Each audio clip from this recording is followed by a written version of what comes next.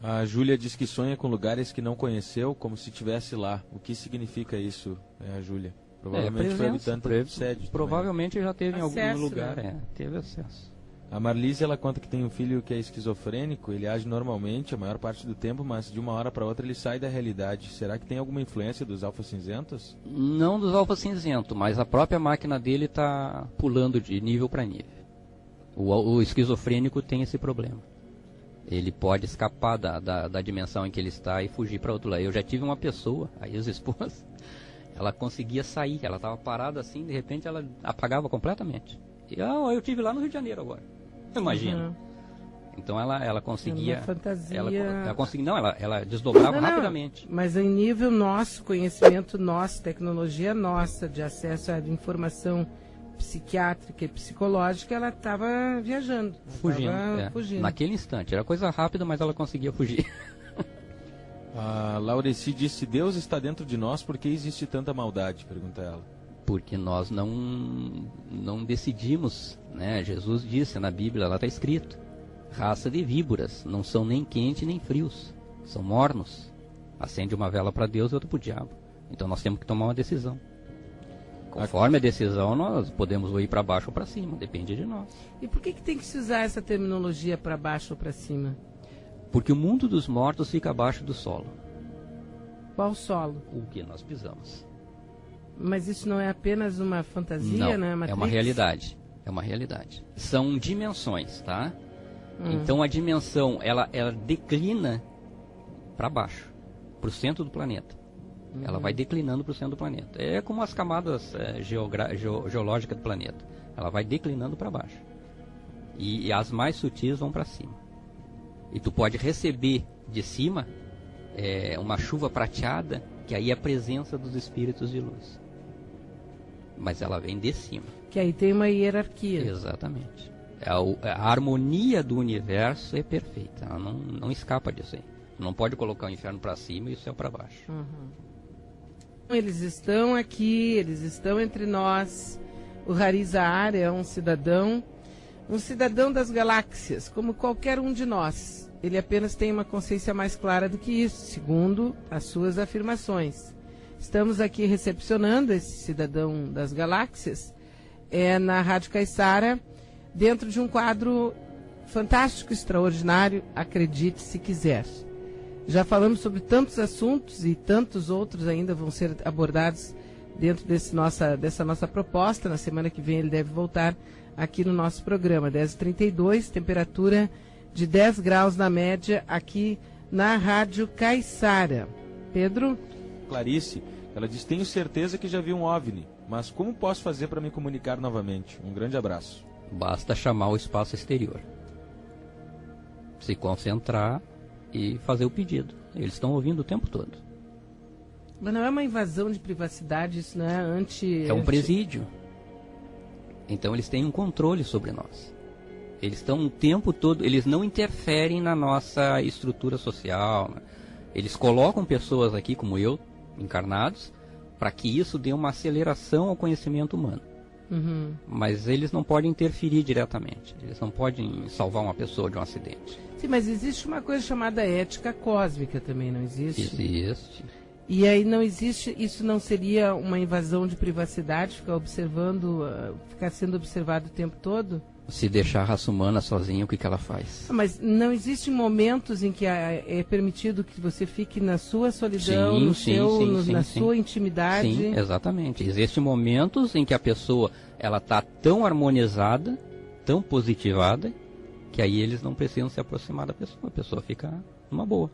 E essa harmonização, ela é externa ou ela é interna?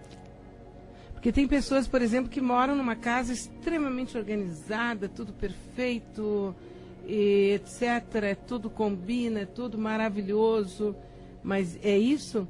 Não, a harmonização é espiritual, totalmente espiritual. Se a pessoa tem o lado espiritual dela harmonizado, as energias todas são harmonizadas. Então ela vai projetar no ambiente aquela harmonização. E a pessoa que é desorganizada, é um monstro, ela vai transformar o ambiente numa monstruosidade.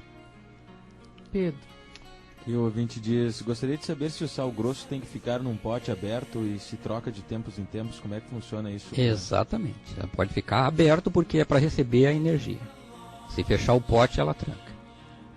É como se tu guardasse num cofre um pouquinho de dinheiro. O Clau funciona. Clau pergunta se as curas espirituais são feitas por o que chamamos de extraterrestres. Clau mandou o recado. Pois é, aí depende da classificação que a pessoa quiser dar, entende? Porque muitos deles fazem curas fantásticas. Fantásticas. Eles entram no hospital, eles colocam um microchip na pessoa e cura o câncer, cura qualquer coisa. Agora tem os espíritos também. Eles entram também nos hospitais, eles tratam a pessoa, inclusive numa internação do Chico Xavier, os repórteres do lado de fora, eles focaram as janelas do prédio, do hospital, e apareceu um raio de luz que entrou exatamente. Naquele momento entrava a mãe de Chico Xavier no quarto dele. E tu vê, não era uma pessoa com cabeça, braço, tronco, era um raio de luz. E numa linha totalmente reta, como esses tubos que existem de planeta para planeta, eles fizeram do plano espiritual diretamente para o hospital. Existe essa possibilidade. Que o ouvinte pergunta se tu sabe como foram feitas as pirâmides e qual o mistério dos triângulos das Bermudas. Sei até como foi construída a pirâmide. Os arquitetos, os engenheiros, eles estão completamente por fora. A pirâmide foi construída com a coisa mais óbvia naquela área: areia. Foi assim que eles empilharam todas aquelas pedras. Areia e água. O Nilo estava bem ali do ladinho. As pedras estavam lá na pedreira do outro lado do Nilo. Eles arrastaram as pedras de lá para a área da pirâmide e simplesmente levantaram com sacos de areia. Puxavam de um lado e o saco de areia descia do outro. E eles foram empilhando as pedras. Coisa bem simples. Mas eles foram empilhando as pedras, eles, seres humanos como eu? Sim. Não, havia... Aí que tá, a cultura egípcia, ela tem a presença de alienígenas. E esses aqui já foram vistos por lá, os alfa-cinzentos. Tá? Mas eles não administraram. Eles serviram aos administradores fora da Terra. Então ele tinha um faraó, tá? Ele tinha inclusive filhas, e as filhas tinham cabeça comprida. E todo mundo confundiu com hidrocefalia. Mas não é, são venusianos. E os venusianos estavam dominando o alfa-cinzento. E esse alfa-cinzento, ele morreu, eles enterraram dentro de uma sepultura de uma pedra especial, bonita, de mármore.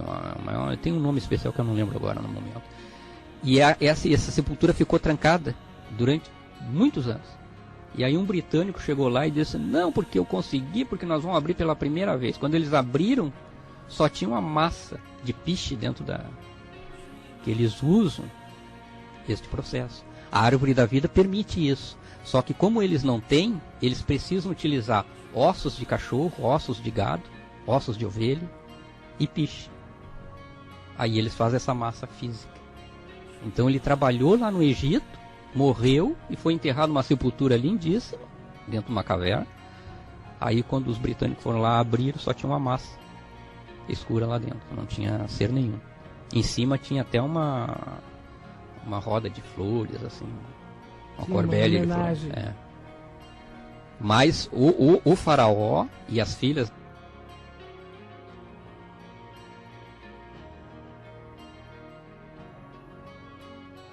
deles são venusianos, eles não são daqui na Terra. Eles comandaram o Egito.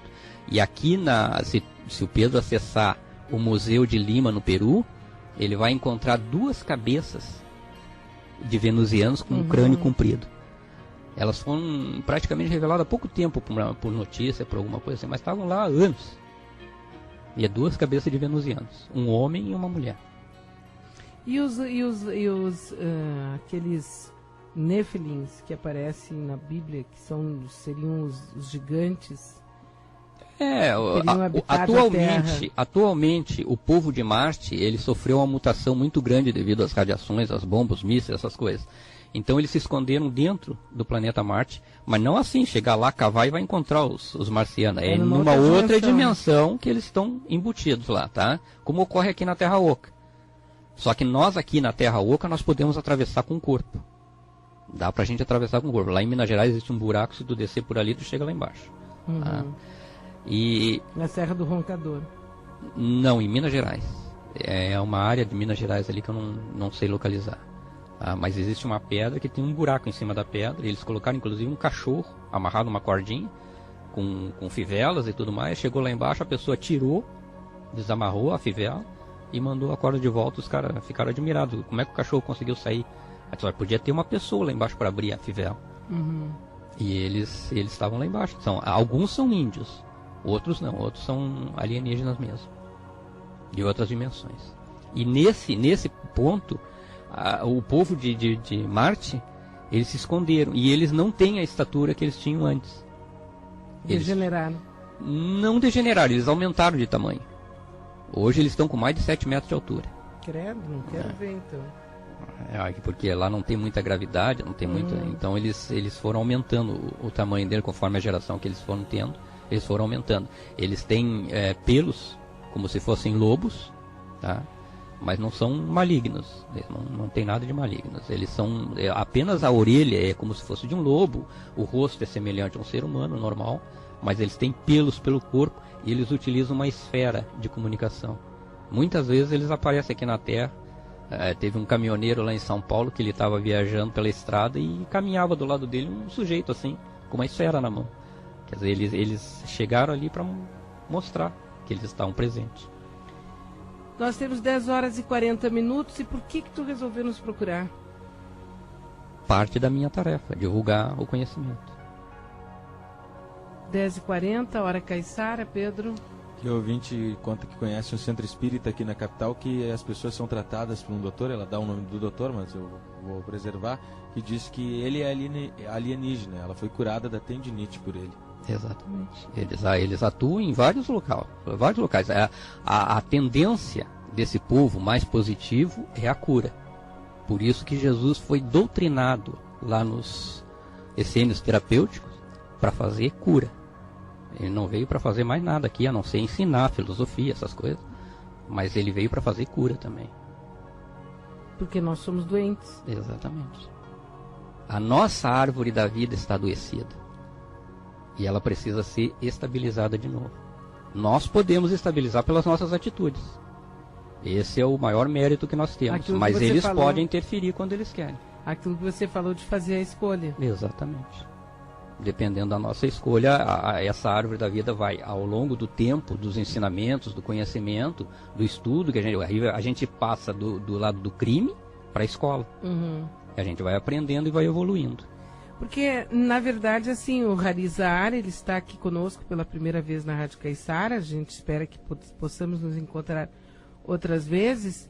Mas o objetivo é a gente expandir a nossa consciência dentro do espetáculo, né, da vida, acredite se quiser, porque, por exemplo, se você agora olhar em volta, aonde quer que você esteja, você vai me dizer que existe um vazio onde você está, e não é verdade.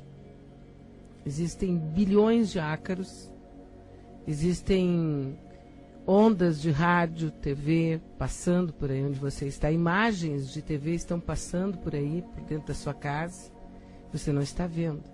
Então a gente não vê muita coisa, e, no entanto, a gente sabe que elas existem. Isso que eu estou falando agora, as pessoas sabem que existem, né? Aí em cima da sua mesa, pode ser que num cantinho qualquer tenha uma colônia de fungos, só que você não está vendo também. Uma colônia de bactérias, você também não está vendo.